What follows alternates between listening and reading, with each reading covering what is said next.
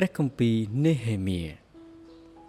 ទោះបីជាព្រះវិហារត្រូវបានសាងសង់សារឡើងវិញហើយក៏ដោយតែកំផែងនៃទីក្រុងយេរូសាឡិមនៅតែស្ថិតក្នុងភាពបាក់បែកនៅឡើយដូច្នេះទីក្រុងយេរូសាឡិមបានប្រឈមមុខនឹងការវាយប្រហារពីពួកសត្រូវសាសន៍ដទៃ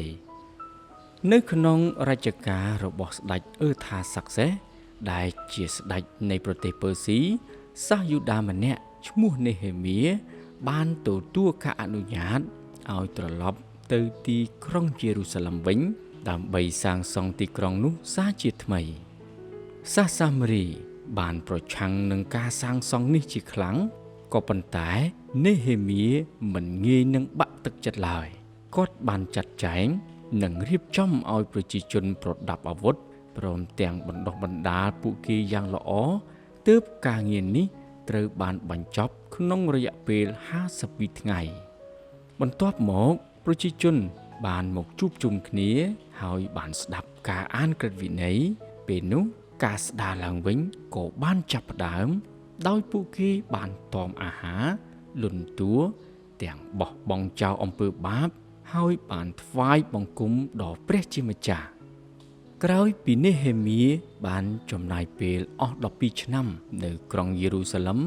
គាត់ក៏បានត្រឡប់ទៅប្រទេសពឺស៊ីវិញប៉ុន្តែនៅអំឡុងពេលដែលគាត់មិនបាននៅទីនោះប្រជាជនបានធ្លាក់ក្នុងអំពើបាបវិញដូច្នេះ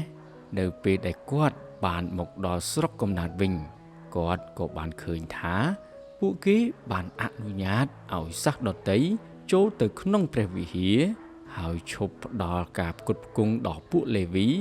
និងមិនគោរពតាមថ្ងៃឈប់សម្រាកព្រមទាំងរៀបការជាមួយស្ត្រីសាសដទៃទៀតផងនេហេមៀបានធ្វើការផ្លាស់ប្ដូរអំពើរំលងទាំងនេះហើយបានបង្រៀនពួកគេ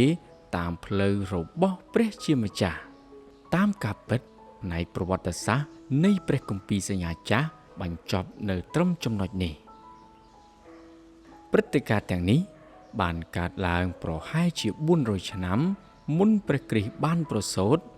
ហើយក្នុងអំឡុងពេល4សតវត្សរ៍បន្ទាប់មកទៀតគ្មានអ្វីត្រូវបានកត់ត្រាក្នុងព្រះគម្ពីរទេម៉ាឡាគីដែលជាហោរាចុងក្រោយគេបង្អស់នៃព្រះគម្ពីរសញ្ញាចាស់បានរស់នៅក្នុងជំនាន់នេហេមៀដូច្នេះកាន់គម្ពីរម៉ាឡាគីក៏ត្រូវបានសរសេរក្នុងសម័យនៃកាន់គម្ពីរនេហេមៀដែរ